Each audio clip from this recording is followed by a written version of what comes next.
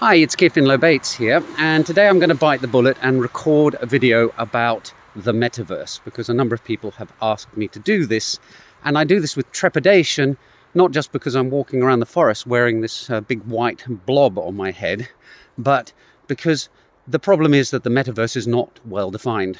And by not well defined, what I mean is that there are hundreds of definitions out there.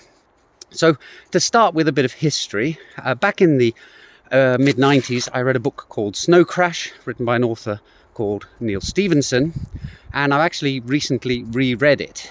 And that kind of sets the scene and the history for the metaverse. Neal Stephenson's actually the person who coined the term.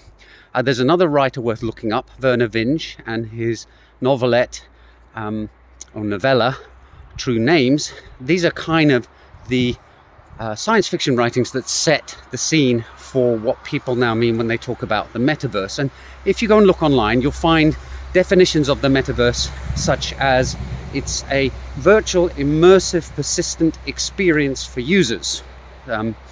Now, I find that a bit odd, because whenever people talk about the metaverse and they talk about 3D goggles and VR and AR as this immersive experience, well, yes, it does have a gimmicky reality to it that other experiences don't have. But the fact is that for most of us, reading a good novel is an immersive experience.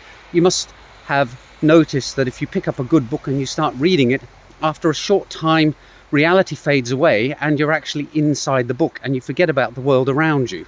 Similarly, a good movie, or if you go to a good play, even music can be immersive.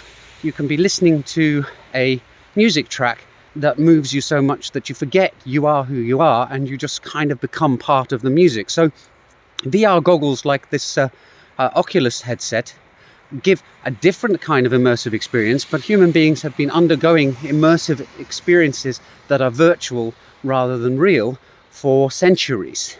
So it can't be that that is the key feature of the metaverse. It's already existed for a long, long time, and it's just this sort of fad thing that VR is the latest new immersive experience, but it's just being added to the list of other immersive experiences that we can have in the world. Now, the second thing, the idea of persistent worlds, well, again, in the virtual world, these things have existed for a long, long time.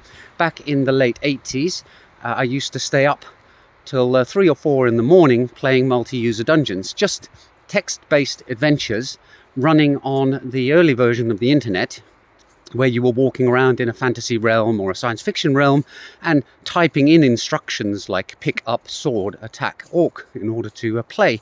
And these multi-user dungeons were persistent, because if I wasn't logged in, then the game was still there with other people playing in it. And that's the second part, there were other people involved too. So again, it can't be the fact that it's persistent or that it's multi-user that is new in this concept that's currently being touted by companies such as Meta, the former Facebook.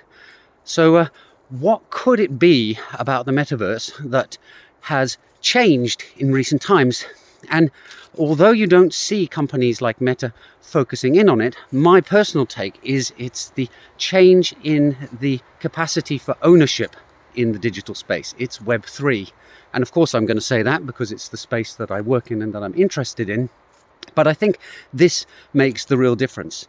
Whereas 3D virtual immersive games that have been around for a long, long time are interesting, the thing that raises them to a new level is the fact that you can actually now, through cryptocurrency and NFTs and other constructs such as those, actually have genuine ownership within those games.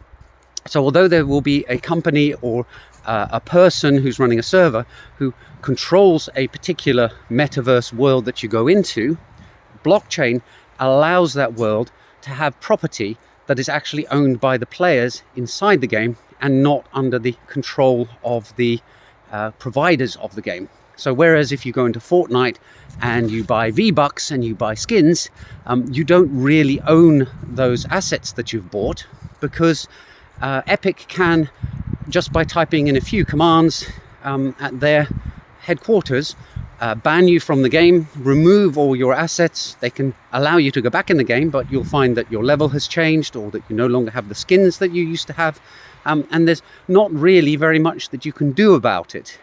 However, if you have a blockchain based game, then the assets will actually persist outside of the game. Now, there is a problem in that the game is a presentation layer, and you may have an NFT that represents a magic sword, and the game designers may decide that they're no longer going to render that NFT as a magic sword, but at least you'll still have the token that represents that you had it. And if a different game provider decides that they will honor the description of the object in the metadata for the object, well, then in that game you'll have the same magic sword again. So this is another thing that it does, is it allows transference across from one thing to another. So that to me is the key thing, and you're seeing this rising up in some of these blockchain based games, where people are actually spending serious money acquiring parcels, in quotes, of land within those games, and are trading them between each other. And this has nothing to do with the people who are actually running the game. The people who are running the game are providing the presentation layer to show you what that land looks like, but the actual ownership of it is in the hands of individual people, and they can do with it as they see fit, because they actually own it in a real sense, in that they control it and they can decide whether they're going to hold on to it or whether they're going to sell it on to other people.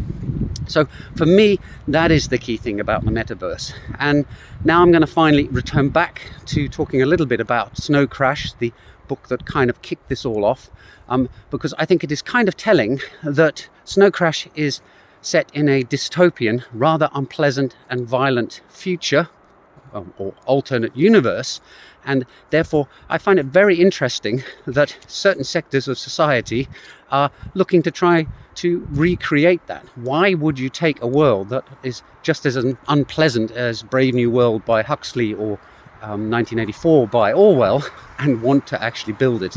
Now that is beyond me. Anyway, that's today's video. I've gone to great lengths to produce this for you, so I hope you've appreciated it, and I'll see you in the next one soon. Bye for now.